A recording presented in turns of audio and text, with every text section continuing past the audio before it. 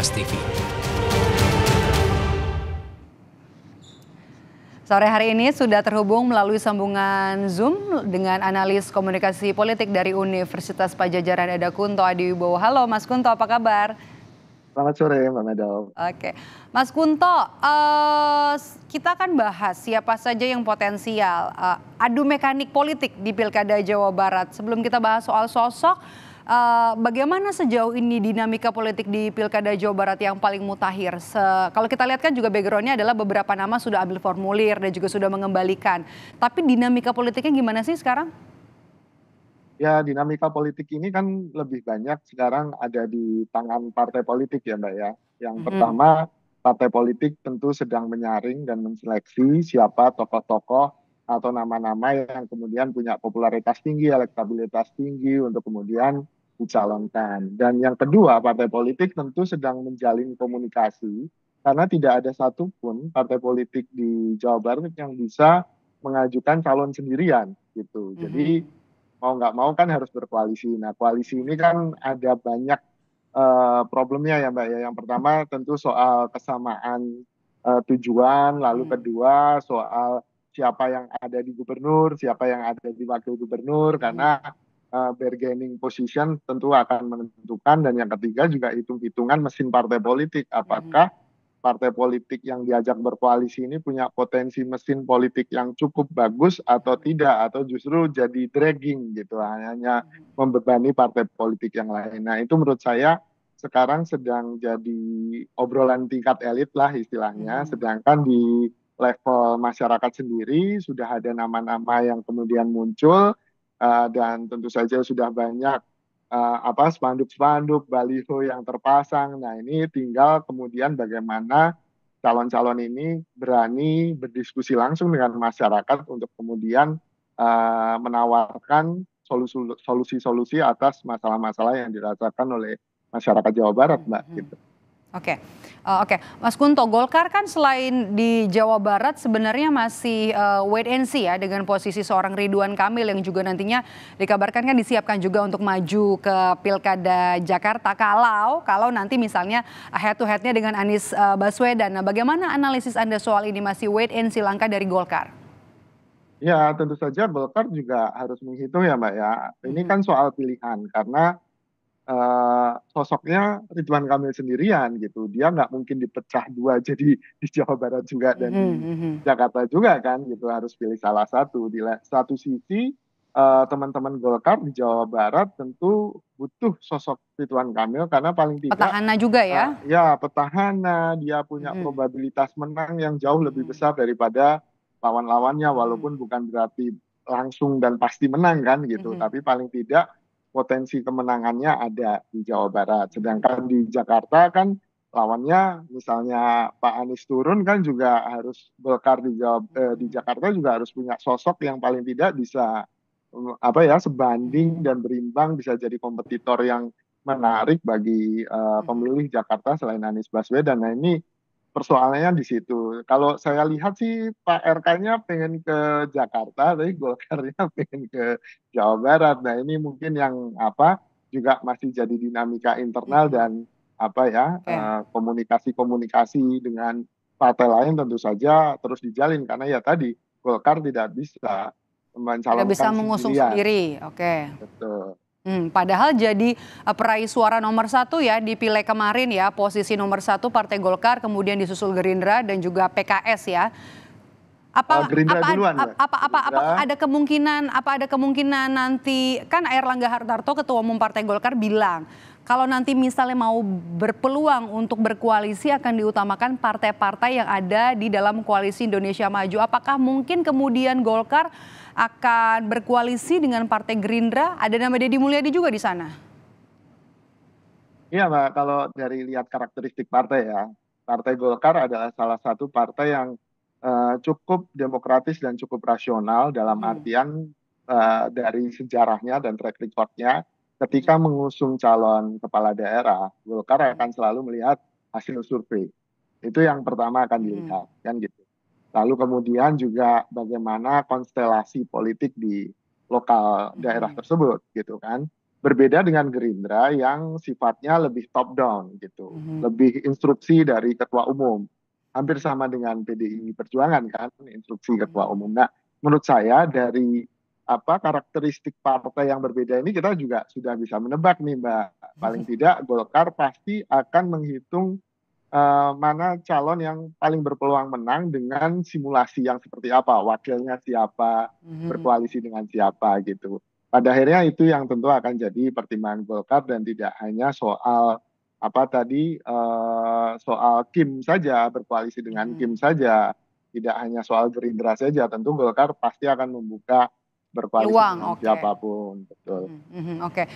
Saya mau koreksi juga yang nomor satu ternyata kan adalah Partai Gerindra ya, kemudian disusul Ya. Golkar dan juga PKS ya. Tapi ini menarik kalau misalnya memang masih dalam satu koalisi ada kemungkinan peluang untuk bekerja sama atau juga berkoalisi dengan partai-partai lain. Tapi Mas Kunto satu lagi nih yang menarik, ada penantang yang kemudian bisa saja nih jadi kuda hitam di pemilihan atau di bursa pemilihan gubernur Jawa Barat. PKB kan menyatakan akan menjadi pesaing koalisi Ridwan Kamil dengan membuat poros sendiri di Pilkada Jawa Barat. Sebenarnya Anda lihat sejauh mana sih kekuatan PKB di Pilkada Jawa Barat? Iya Mbak, kalau PKB tentu punya potensi besar apalagi dari hasil pileg kemarin di Jawa Barat Mhm. juga nggak buruk-buruk amat gitu kan, ada di tengah. Nah, yang jadi persoalan kan memang di pilkada ini biasanya pemilih akan membedakan atau memisahkan antara partai dan tokoh gitu. Mhm. Eh, Sangat sering koalisi partai yang kelihatannya gemuk, punya kursi banyak, ternyata kalah dengan koalisi partai yang kecil tapi tokohnya cukup lumayan Oke. elektabilitasnya. Nah, ini yang mekanisme ini yang kemudian apa mekanisme pemilih seperti ini yang kemudian harus hati-hati dilihat oleh partai politik juga. Pada Mhm. akhirnya kan tadi sekali lagi pemilih tentu akan melihat calon gubernurnya daripada partainya gitu. Mhm. Itu yang biasanya terjadi di Jawa Barat ya Mbak ya. Mhm. Dan tentu walaupun begitu ada juga problem partai itu adalah kesulitan mesin partai. Nah, ini yang jadi penting sekarang, yang jarang disadari oleh kita di 2018 Mhm. Ridwan Kamil itu menang hanya terpaut kurang dari 3% Mhm. dari pasangan Asyik yang Mhm. Gerindra dan PKS karena Mhm. mesin politiknya PKS Mhm. sangat kuat tuh di Jawa Barat. Nah, Mhm. ini yang juga walaupun dia nggak punya tokoh yang luar biasa personanya ya, tapi paling tidak dia punya mesin partai yang Mhm. sangat kuat dan itu juga sangat menggiurkan bagi Mhm. partai-partai lain yang Oke. punya tokoh untuk kemudian merekrut PKS gitu. Oke, mesin partai dan juga bicara sosok ya.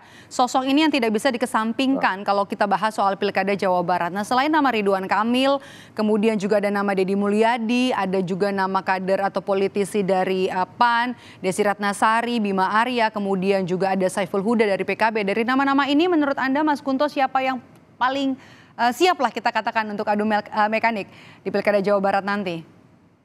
Ya, saya harus bilang secara objektif Pak Ridwan Kamil dari hasil RK, survei, ya dia juga karena petahana. petahana Oke. gitu kan, punya potensi yang besar gitu. Tapi bukan berarti dia akan menang mudah gitu kan.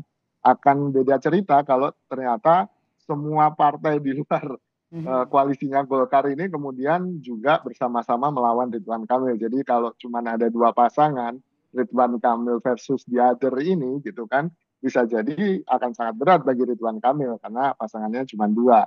Kemarin-kemarin di Jawa Barat kan ada lebih dari tiga pasangan ya Mbak ya, ada empat, Mhm. lima gitu kan. Mhm. Sehingga suaranya cukup cukup tersebar gitu, tidak kemudian terfokus. Nah ini juga jadi hitungan strategi pasti hari ini bagi partai-partai politik, apakah mereka menginginkan satu lawan saja versus Ridwan Kamil atau kemudian ada dua atau tiga nama yang lain dan dengan risiko bahwa suaranya akan terpecah dan Ridwan Kamil lebih solid suaranya. Nah ini juga jadi pertimbangan pasti di elit politik. Lalu kemudian selain Ridwan Kamil tentu saja ada nama-nama selebriti seperti Teh Desi, Mhm. kemudian Kang Bima Arya yang juga atau bahkan Kang Deddy Mulyadi yang juga sudah jadi selebriti di YouTube gitu kan. Ini juga menarik Oke. bagaimana Jawa Barat memang apa ya selalu terpikat dengan selebriti gitu. Deddy Miswar pernah, Deddy Yusuf Mhm. pernah dan ini membuktikan bahwa sebagai vote gatherers selebriti memang punya kekuatan yang cukup unik di Jawa Barat. Pernah ada nama-nama selebritas juga yang mengisi bursa Pilkada Jawa Barat, ada Deddy Yusuf, Deddy Miswar, kemudian juga bahkan Deddy Miswar ini memenangkan Pilgub Jawa Barat bersama Aher kala itu ya.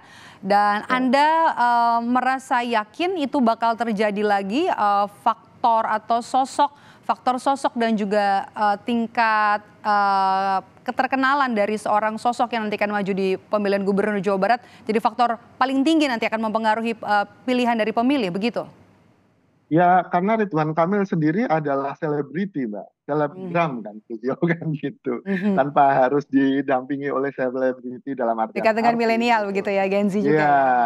dia sudah punya fanbase yang cukup besar gitu. Sehingga modal ini yang tentu jadi penting bagi Ridwan Kamil ya Mbak ya. Tapi kalau misalnya ada selebriti lawan selebriti yang lain, tentu ada faktor-faktor lain seperti saya sudah sebut tadi, mesin partai jadi penting, kemudian seberapa besar persona yang kemudian dijual oleh calon-calon gubernur ini. Jadi tentu tidak jadi faktor tunggal, tapi popularitas itu akan jadi penting ketika ada lebih banyak calon yang bertarung dalam pilkada, sehingga orang ketika memilih akhirnya ya udahlah ini aja yang lebih kenal kan gitu. Tapi kalau calonnya cuma 2 atau 3, mungkin pertimbangan pemilih akan lebih ada dimensi-dimensi lain selain keterkenalan. Popularitas tadi ya. Oke, baik, kita masih akan tunggu nanti siapa-siapa saja yang akan serius maju untuk bertarung di pemilihan gubernur Jawa Barat. Terima kasih Mas Kunto sudah bergabung bersama kami di Rumah Pemilu. Sehat selalu Mas Kunto.